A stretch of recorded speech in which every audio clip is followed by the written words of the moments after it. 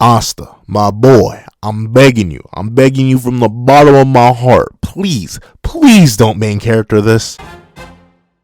Thank you to our $5 patron, Sinus Lancelot. And a big thank you to our $25 patron, the Mr. Greed. Before I have this review of chapter 321 of Black Clover, please in favor leave your own on the chapter in the comment section down below, leave a like and subscribe if you haven't already. Also make sure to hit that little notification bell so you miss out on any videos that come to the channel.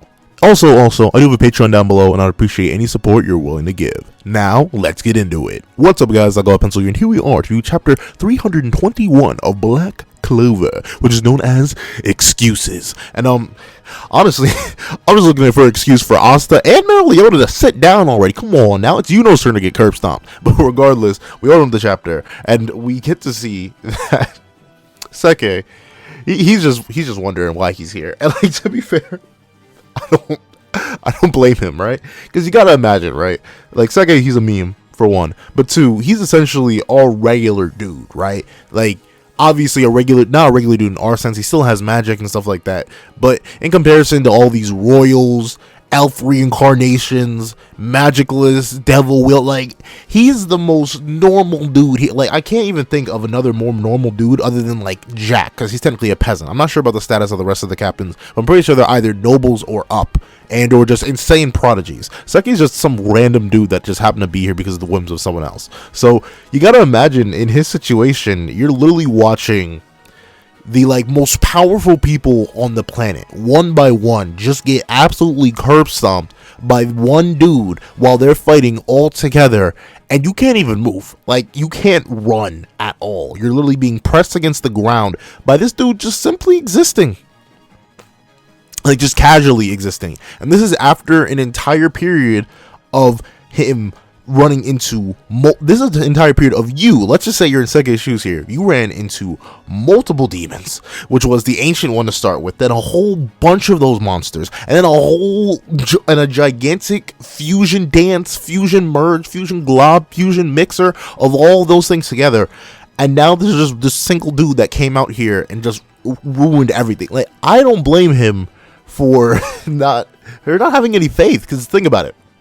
Logically, looking at this, outside of Yuno, every single character that he actually knows, like, at least the raw power and pretense of, that the only characters who previously, before Lucci showed up and like established his dominance, the characters you previously thought would have had a chance, all just got washed. Like, every last one, they all got curb stomped. This is literally, like, I forget who I was talking to one of my friends, and we were like, this is literally Madara versus the Shinobi Alliance /5 Kage, but worse, right? Because here's the thing, right? What Madara did was pure flex. I love it. It's great. It was extraordinary and bombastic. But the thing is, it was extraordinary and bombastic. Like, sure, he was just flexing, but Lucci isn't really flexing here. The man's just, like, physically smacking up everybody and just casually existing.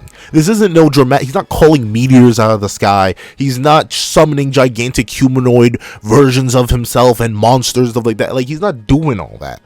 He's literally just existing and literally throwing hands and throwing people. This has got to be terrifying. And I love how Tabata goes out of his way to, like, show that from the perspective of someone who doesn't have superhuman determination, who doesn't have any title of the strongest, who doesn't have any of these extraordinary things that would make it seem like there's some sort of hope in his eyes. He's literally just faced with this impossible odd placed up before him. And I think that's great. But of course, he has one of those superhuman individuals standing before him, protecting him, and that's Yuno. And Yuno is the one who currently stands up to Lucci. And I don't think I gave it enough credit last chapter. I love how Yuno's sweating. It's a casual show, despite the smile on his face and like this determined look in his eyes. Like, he realizes what he's up against too, because Lucci, as insane as he is, has still struck fear in Yuno's heart, right? Like, Yuno isn't ignorant to all the things he just witnessed. Like, Yuno had to unlock a new Griamore, then access Saint Stage, and all that just to defeat Devil Xenon. Devil Xenon's nothing to the creature he stands before now. So I love how Yuno, despite all the things he's done, despite how insane he is as a combatant, one of the strongest in the verse, to be fair, he's still like, oh my, we're definitely in trouble here. And the thing is, once again, Lucci's speed is something that's partially so understated, but so clearly conveyed, right? Because to be fair, he's been darn near blitzing everywhere. Like, without a shadow of a doubt, he's just been like crossing distances and instant. Like, there's no travel panels with Lucci.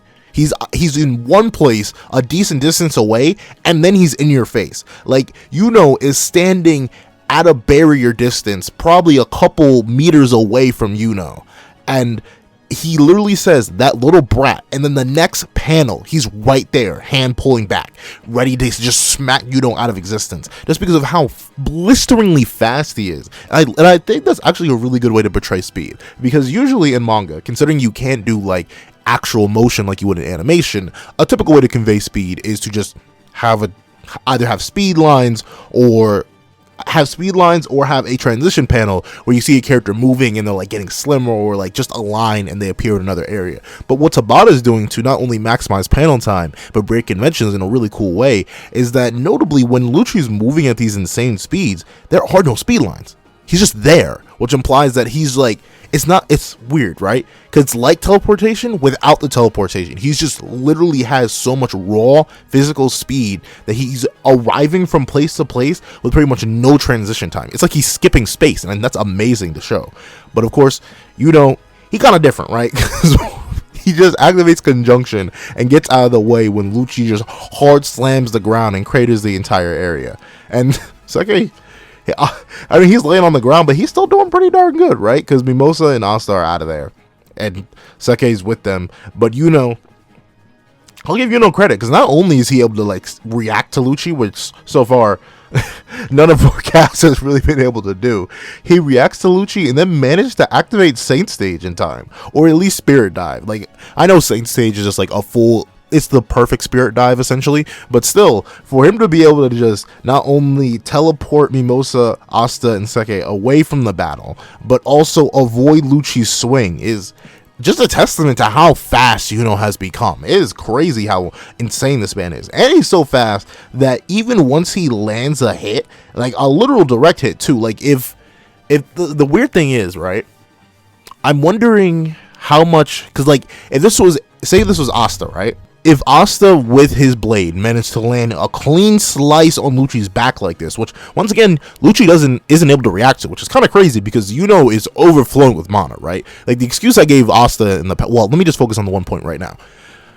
Asta, if he had managed to land this slash on Lucci likely would have been bisected. Like, Lucci's horn was not durable enough to ignore the anti-magic properties, and it literally just got right off. So it seems like if Asta was in Yuno's position, he would have sliced Lucci in half, but Yuno can't. So the interesting thing is, Yuno, at least with the teleportation, obviously teleportation plus the second Grimoire is a massive amp, so it makes sense. But essentially, it seems like Yuno is just like in an entirely different speed tier than Asta, because he has like multiple disadvantages here, even with the teleportation, even with the amps, as crazy as those are. Yuno has a disadvantage because he's radiating mana. Like, he is, in terms of just raw mana output, outside of like Mero, who's just consistently growing stronger and stronger, Yuno likely has the highest mana output, period. He's beloved by mana. He's elf reincarnation. He has insane amounts. So Lucci should be able to sense him just fine. So if Lucci could have dodged that backslash, he would have dodged the darn backslash, alright? So the fact that Yuno was able to land a hit is just kind of crazy in terms of how much speed he has, because to be fair, Asta never really landed a clean hit on Lucci. He just got like a sneak attack when Lucci was kind of off guard, and Lucci still managed to react to it. So speed wise, pretty much a demon. But of course, we see that Yuno's discovering just a sheer and simple fact that the sheer gap in raw power or raw magic power between Lucci and him is just overwhelmingly insane, to the point that Yuno just can't even damage him. And that is kind of insane, because, I mean, to be fair, he hasn't been damaged up to this point. He's been walking through all their attacks. But Yuno, a character who should reasonably be above all the captains, like just sheer scaling wise, I think it's also narratively implied that like captain level is something that the Light Triad has either reached or surpassed by this point. I'd say even Noelle, especially in Saint Stage, is definitely beyond captain level. So these beyond captain levels of strength, when landing direct hits from a blade that pretty much one-shot Devil Xenon, just can't even scuff Lucci's skin. He's just that different with the amount of magic power. And I like part of me is like annoyed but also excited that Mero's still in the fight, right? Because she pulls up, leans back with the whole fist, and blasts with the whole wave of fire. And notably, I'll give Lucci credit because he still takes no damage from the fire blast. However, it's cool too because both Lucci and the second level devil, have we gotten a name for them yet, or are they still just like the second level devil? I don't know what their true intentions are. Well, one, their true intentions, and true, I don't think we know their name yet. But both are actually kind of impressed and shocked, and it's for likely two reasons. One, Yuno's obviously fast enough to keep up with Lucci, which is something that is heretofore unseen. Impressive.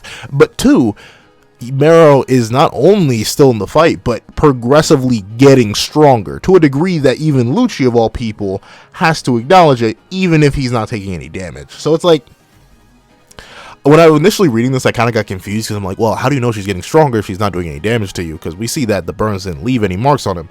But I feel like it's like, you know how like a gust of wind is stronger, ironically enough with Yuno here, like a gust of wind can be stronger than another. Like your skin isn't going to get torn open, you're not going to take physical damage from low level winds. But if like a 5 mile per hour gale hits you versus a 1 mile per hour gale, you're going to be able to tell the difference.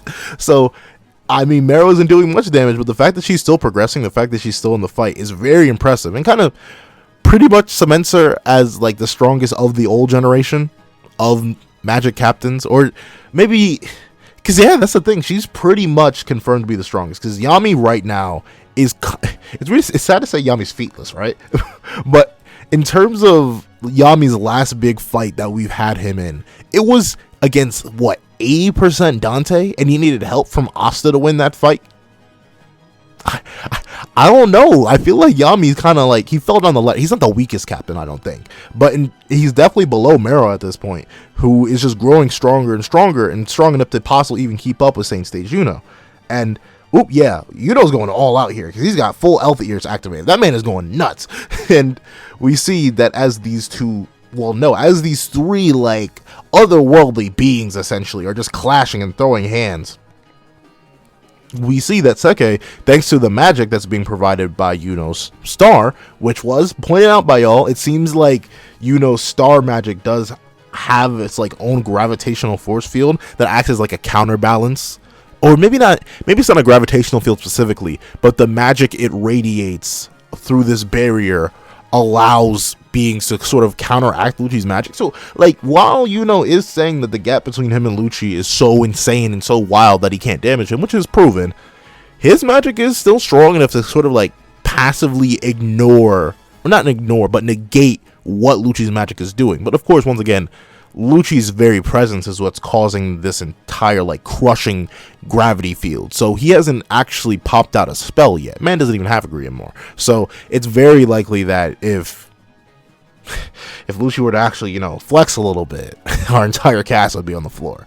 But of course, we get to see the Sekke is like, yo, what the heck? We have this man out here on top of his 4-leaf Clover Grimoire. He has another Grimoire, and he's the Prince of a Kingdom, and he was an elf, and like, Yuno is insane, but in like the best way possible. Like, I feel like Tabata's a great planner for what? Like, you can see all the build up early on in the series. I greatly respect Black Clover for that, but it feels like Tabata, through his planning, has just taken pretty much every major, except for dwarf, who knows, Yuno may be part dwarf too, but like, he's taken every major concept in the series and just handed it to Yuno, but it's in like the most oddly satisfying way possible. Like, Yuno has had to work to unlock every last one of his crazy plot amps, and even still, the crazy thing is that Sekke is like, wow, even with all that, he's still not doing anything. I need to get Mimosa and dip. And I don't even blame him.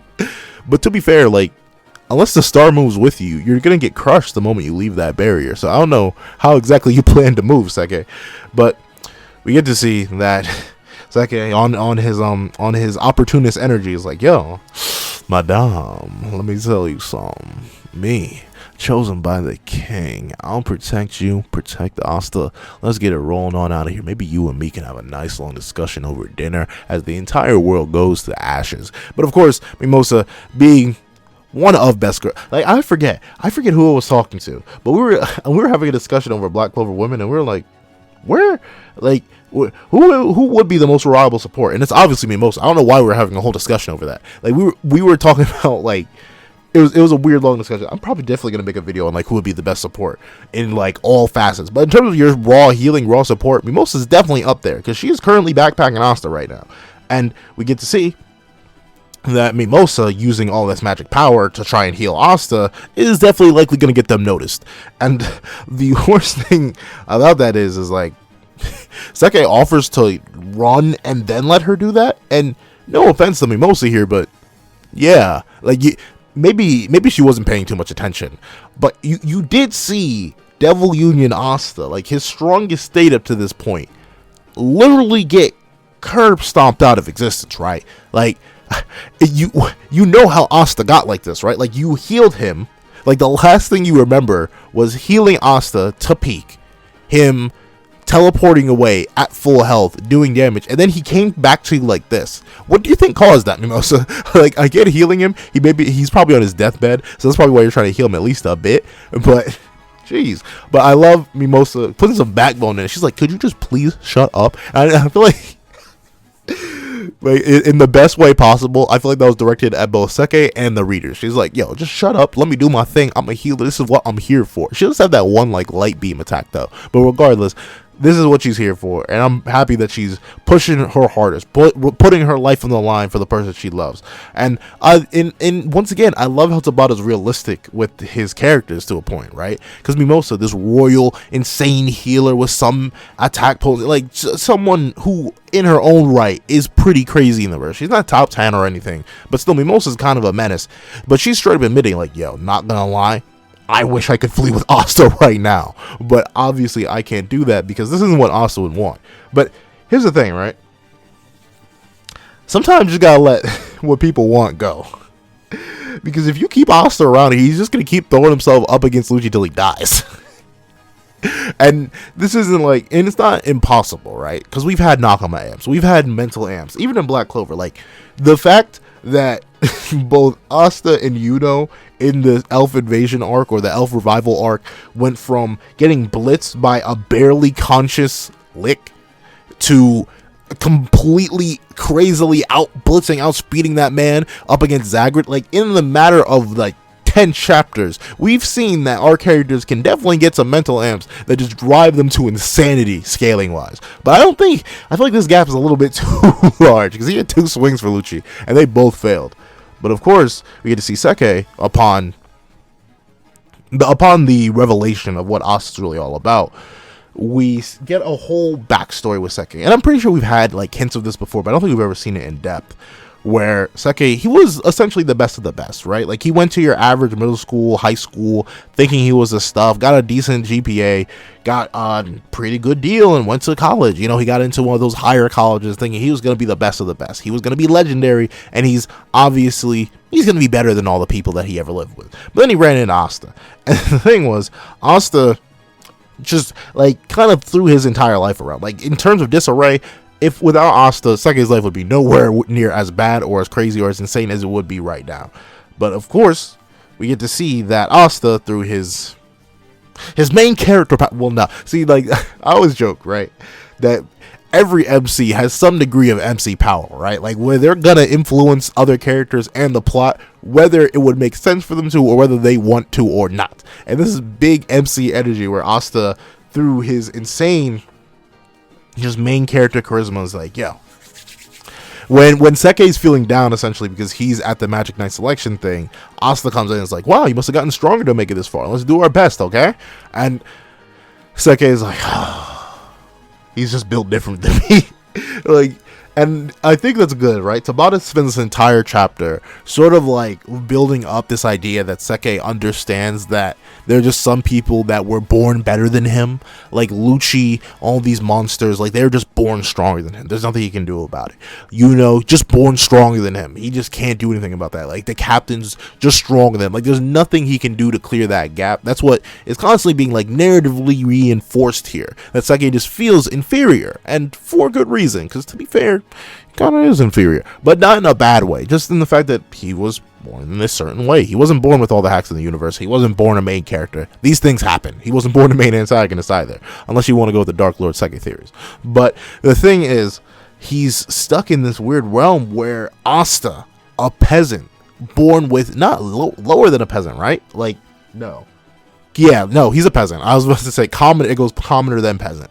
But Asta, a peasant, born with no magic, has managed through sheer training and a lot of bit of plot, a good hefty chunk of plot, but with a whole ton of just hard training, has surpassed Sekke by leaps and bounds, right?